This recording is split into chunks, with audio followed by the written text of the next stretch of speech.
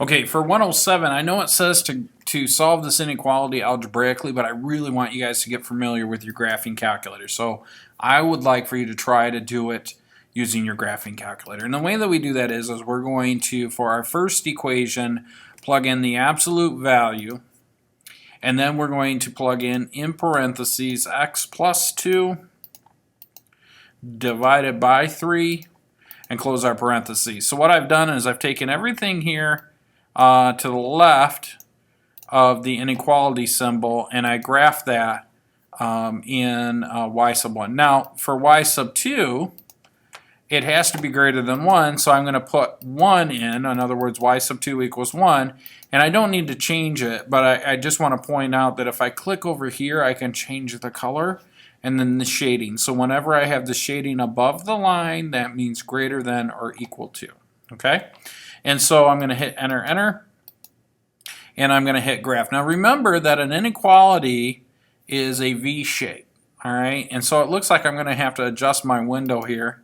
So I'm going to do that real quick. So let's go and adjust my window. I think we'll just try the standard fit and see what we get. So this is my absolute value V shape. It has a vertex at negative 2. And so what I'm interested in is when where the orange and blue overlaps. All right.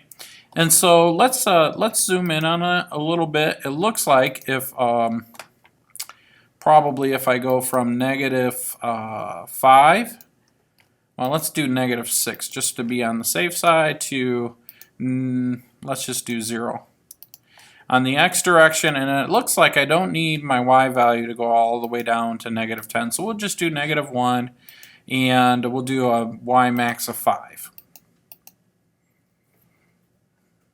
And so there we go. Now what I'm looking for is what value for x occurs, in other words, when does the yellow shade begin. So if I hit trace and I come all the way to the left, that looks like it crosses at about negative 5. Okay? And so at negative 5, y does equal 1, and that's okay because we want to know when my graph, the blue line, is greater than or equal to negative 1. Well, negative 5 and any value less than negative 5. Okay, so if I plug in negative 6, well, guess what? Y is still greater than 1. Okay, now way over here, and I'm going to have to adjust my window. Maybe we could go to an x max of 2. Way over here, it looks like the same thing occurs, and it looks like at x equals 1 is where they cross, right here. So if I hit trace and I hit x equals 1, yep, my y value equals 1, and for any value above that. So if I continue to trace, in other words, as x increases, so does my y value, which means it's greater than 1. So my boundaries are going to be from negative infinity to negative 5, union 1 to positive infinity. And that's pretty much it.